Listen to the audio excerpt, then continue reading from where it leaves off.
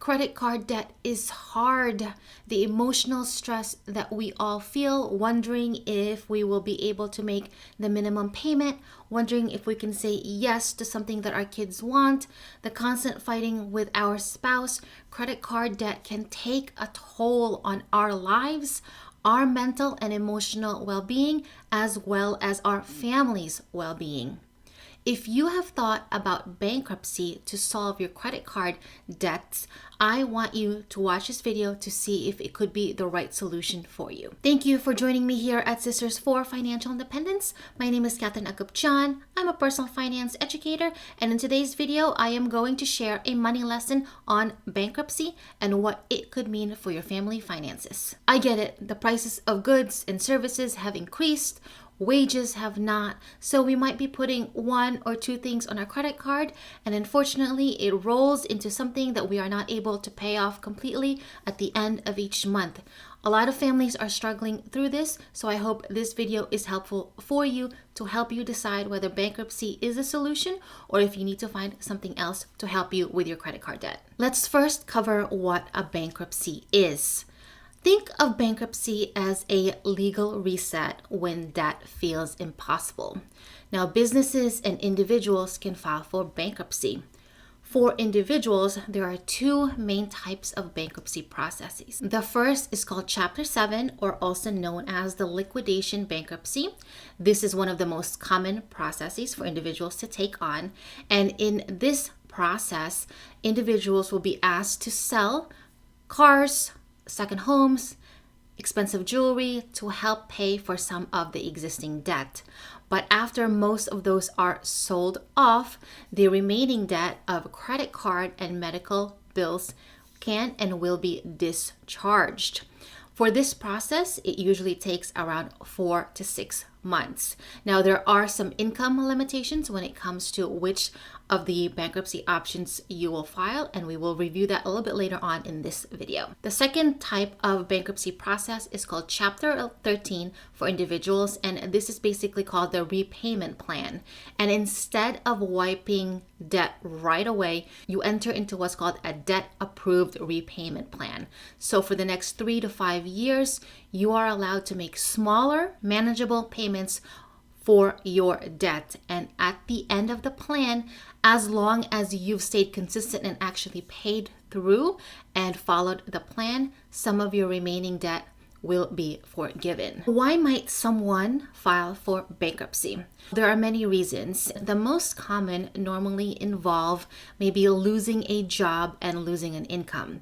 If you are a family and you've relied and lived off of two incomes, when one income is lost, it can be very hard to meet your standard of living. So it might be that bills start to pile up, you start putting things on credit card, and that gets away from you.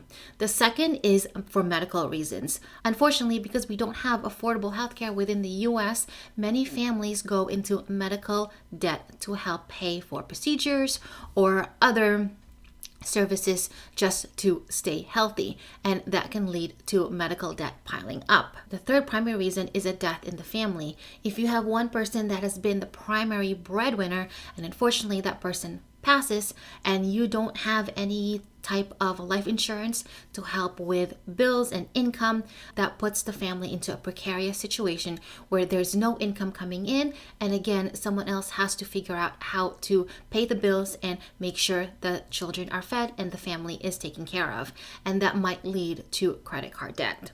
The fourth reason is an unaffordable mortgage. Now, home ownership has been touted in the US as the primary goal that everyone should shoot for.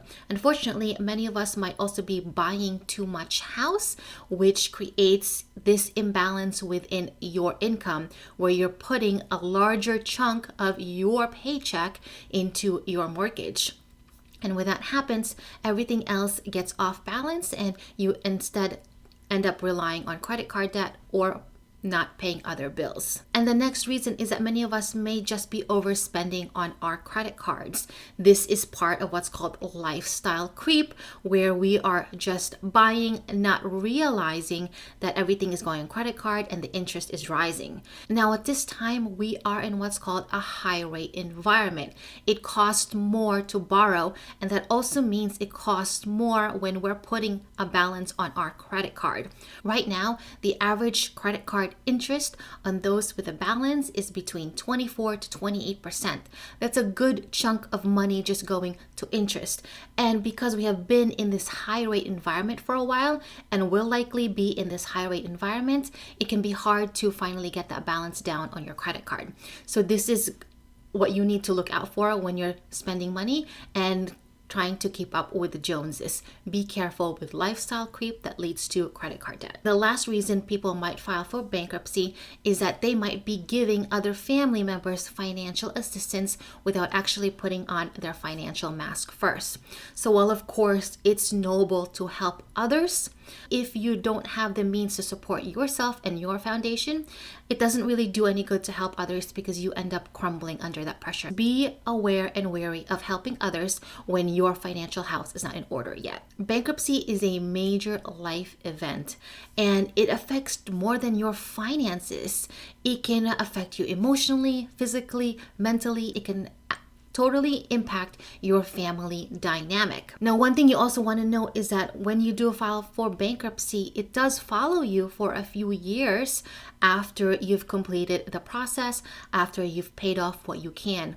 Even though many people see bankruptcy as a fresh start, bankruptcy unfortunately does not treat the symptoms of your money problems. This is why it's critical to understand how and why you got into credit card debt in the first place and how to take on some new behaviors and take on some different action to create a different life for your family moving forward. How does the bankruptcy process work? To begin, you will need to find and consult with a bankruptcy attorney who can help you review your financial situation and guide you through the process. There is a lot of nuances when it comes to the bankruptcy process, your financial situation, so you want someone in your corner who can help you along the way. Many of these attorneys will offer a free initial consultation so you can get a sense of this is the right path for you to take. Before filing, you likely will need to complete a credit counseling with a government-approved credit counseling agency. And this is normally done whether in person, online, or on the phone. And during this 60 to 90 minute call, a certified credit counselor will review your income, expenses, debts, and your financial situation. They may suggest alternatives to bankruptcy, like going on a debt management plan or a debt settlement. So they might sway you from going into a bankruptcy process. Understandably, when you are going through the process, you are going to feel so many emotions. You may not be seeing a lot of other alternatives. So keep an open mind when you are discussing your financial situation with your credit counselor as well as with your attorney so you understand all of your options. If bankruptcy seems like the best option, the credit counselor will provide you a certificate of completion for the counseling session so that you can go through with your bankruptcy process. Now, the session for the credit counselor will usually run around $25 to $50, but if you are low income, you can see if you can get the fee waived. Keep in mind that the bankruptcy process is not a quick turnaround. It does take time for you to meet with people, get the information that you need, get the process in place so you can start the ball rolling. Once you've decided that you want to go through the bankruptcy process, you or your attorney will file the paperwork and submit it to your local bankruptcy court in your jurisdiction. From there, they will perform what's called a bankruptcy means test, and this will determine whether you should file for Chapter 7 or Chapter 13. If your income is below the median in your area, you typically will qualify for Chapter 7. Now, if your income is above the median, you will file for Chapter 13 unless you pass a second round of tests that accounts for other necessary expenses. And then from there, your attorney will provide recommendations and assess your other income, debt, and assets and recommend the best option moving forward. Once everything is submitted, the court will review it, and there is a possibility that the court can deny your Chapter 7 filing request and switch you to a Chapter 13, which requires you to go through that repayment plan instead, especially if you have enough income to repay some of your debts. Bankruptcy is not an easy process and not an easy decision to make. So make sure you have all the information on hand to see if this is the right option for you and your family. Now, it takes time. It takes money, it takes effort, and of course, it adds added stress onto your life when you go through the bankruptcy process. I often hear the word bankruptcy in the media, and it can feel like such a normal process, but it's not. We have to make sure we have people in our corner to make sure we are going through the right process and we are successful during the bankruptcy procedure. Unfortunately, there are many cases where individuals fail during the bankruptcy process and they do end up back in the cycle of debt. So we want to be aware and make sure we are not on that cycle. Let's take a look at a comparison chart of the two primary types of bankruptcy process for individuals. I'll also link a few resources in the description if you want a step-by-step process and for more helpful information to understand the bankruptcy process and to see if it's right for you and your family situation. Here is a breakdown between Chapter 7 and Chapter 13 bankruptcy. Now, for Chapter 7, individuals with low income and low disposable income will qualify. If you are an individual with regular income who can commit to a repayment plan, then you will likely go through the Chapter 13 bankruptcy process. For Chapter 7, most of unsecured debts like credit cards and medical bills can be erased, but not student loans. Keep that in mind if you're trying to get away from student loans. They do remain even if you go through the bankruptcy process. Chapter 7 is the quickest at 4 to 6 months, and the filing fees generally cost you $300 to $400, and your attorney fees will also range between $1,500 to $3,500. And the total estimated cost will be between $1,800 to $4,000, depending on other services that you might be taking on. And then its impact, both of these have an impact on your credit score. But for Chapter 7, it'll drop by 200 and it will stay on your credit report for at least 10 years. And of course, you do have to sell some of your assets like a home, extra car, valuables, unless there are certain things that are exempt from having to sell them. So this is a critical part of Chapter 13. You do still have to pay your debt and get them paid on time. And for both, you do need to make sure you go through credit counseling as well as a financial management course. Now that we understand the bankruptcy process a little bit more, it's now time to see if it would make sense for you to take on. And I know sometimes we want a quick fix when it comes to moving away from the stress of credit card debt. But as you can see, bankruptcy is also not a quick and easy solution. It takes time, it takes money, it takes effort to go through the process. So I will also want to share with you some consequences of what does happen when you file for bankruptcy so you can fully understand its impact on your family's finances now as well as in the future. While it is true that bankruptcy can help eliminate your debt, I do want you to take note of a few things. The first impact of bankruptcy is that your credit does take a massive hit. Chapter 7 stays on your report for 10 years. Chapter 13 stays on there for 7 years. Now, if you are not planning on borrowing money in the future, then that's great. You don't have to care about your credit score. But if you do want to borrow a few things for the future, this will mean the cost of your borrowing will be more expensive or will be very, very limited. It can make it difficult for you to buy a home, rent, or get an affordable loan. The impact of bankruptcy on your family's finances goes on a few years after bankruptcy. So you want to be mindful of that, because every financial decision you make after going through bankruptcy will have an impact. The second consequence of bankruptcy is that, unfortunately, it won't erase everything. There is a misconception that bankruptcy wipes away all debt. And while it can certainly erase credit card debt as well as medical loans and personal loans, it doesn't wipe out your student loans, any tax debt you have, or child support obligations. So there is still some things you need to pay for moving forward. And this is why it's important that you understand that, because you still need to continue making money, earning that higher wage so you can meet those other obligations. The third consequence of the bankruptcy process is that you do lose assets.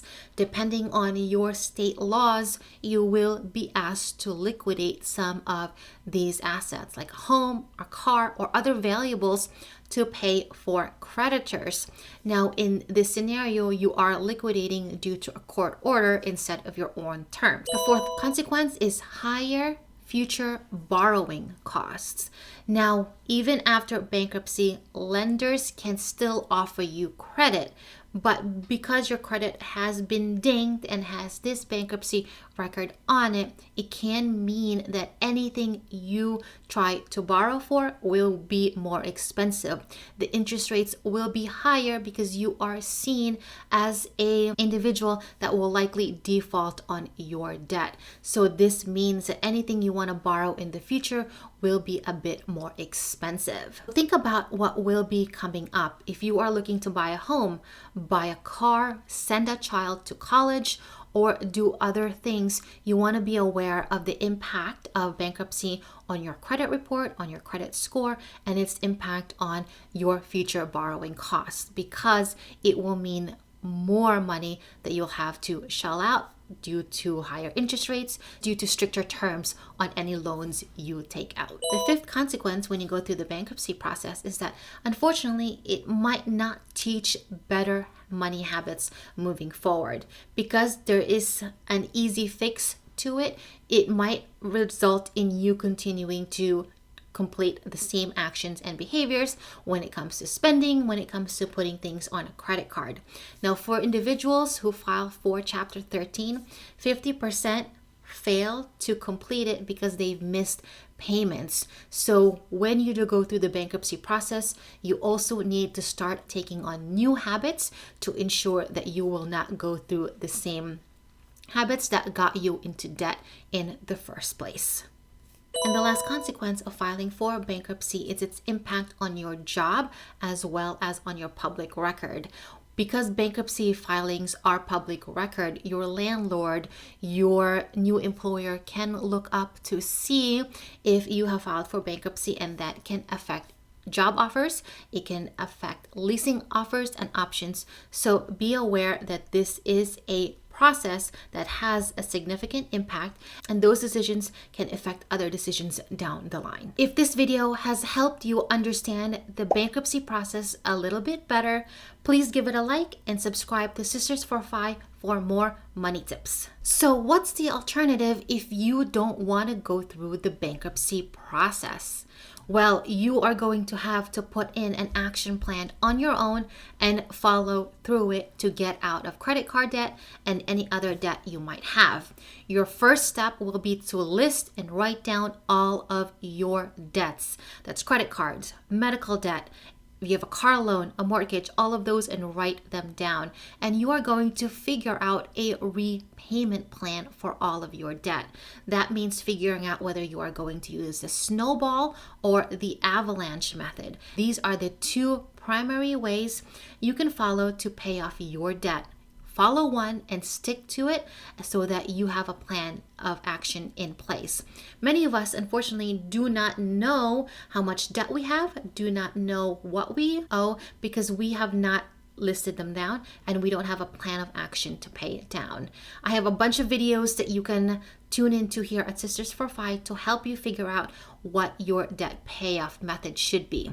Now, the avalanche method is where you take the highest interest rate of all of your debts and you pay that first. You pay minimum and everything else on time, so it doesn't ding your credit report and score, but you focus any extra money on the balance with the highest interest rate.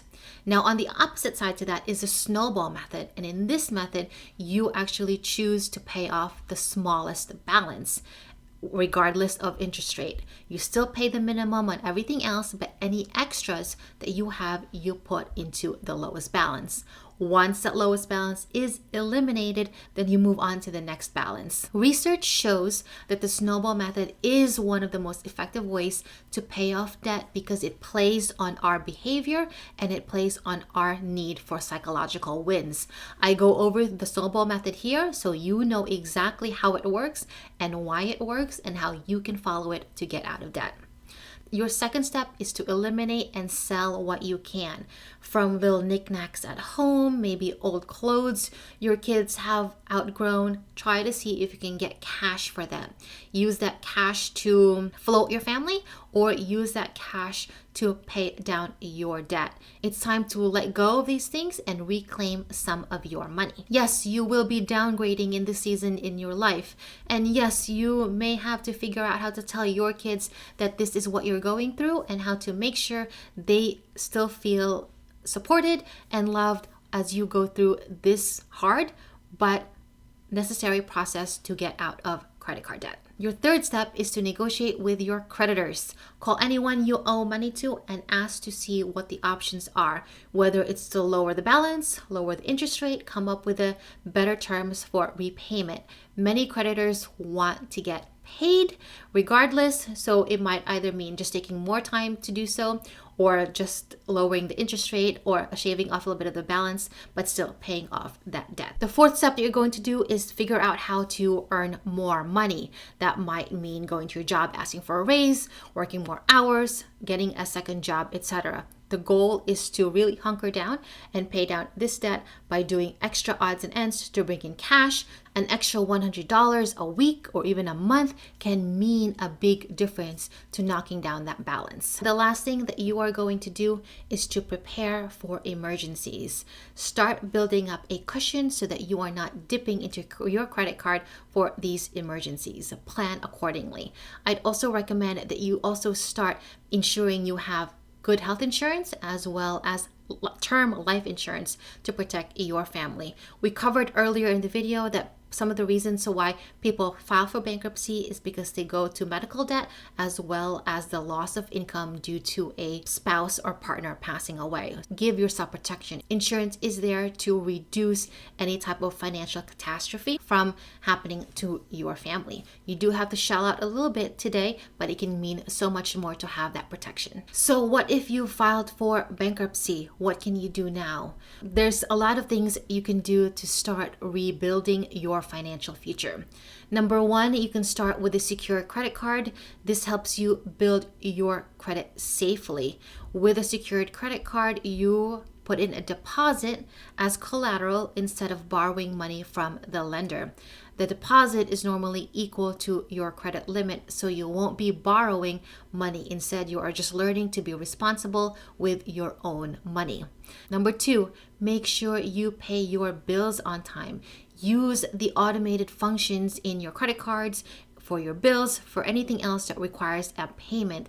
Get those automated so that you never forget a payment date. We all get busy. Our kids are running from one activity to the other. Someone gets sick. It can be easy for things to fall through the cracks. So if you just use the power of automation to automate your payments, your bills, you can ensure that you are making on-time payments that will boost up your credit score down the line. Of course, again, make sure you start building that emergency fund.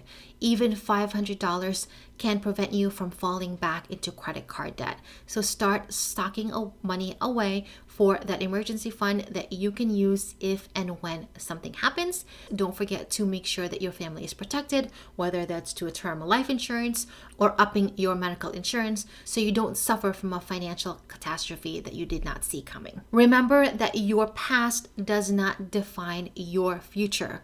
What you do next today does. So keep your family in mind. Keep your family's financial independence as the focus as you go through this journey of clearing out credit card debt once and for all. Bankruptcy isn't a quick fix, so just make sure you know all of your alternatives when it comes to finally eliminating the credit card debt. The bankruptcy process is hard, and paying off debt on your own is hard. So make sure you take time for yourself to really understand your goals and what you want your family's financial future to be. Use that as your guiding post to figure out the solutions that will work for what you want for today as well as for the future. And whether you go through the bankruptcy process or whether you go through your own debt repayment plan, find community, find people who are on the same level as you who want to get out of credit card debt so you can get support. It's not easy doing this on your own. So see if there's a community, a church, an organization you can tap into to get the support that you need. So spend wisely and use your money for a better future for you and your family. Thank you so much for tuning in to Sisters for Fi. Don't forget to like this video if you found it helpful, share it with a friend who might be going through this process, and subscribe to Sisters for Fi for more money content. For tips to help you streamline your budget, this video is for you. And for tips to help you spend wisely, this video is for you. Thanks again, and I will see you in the next video. Bye!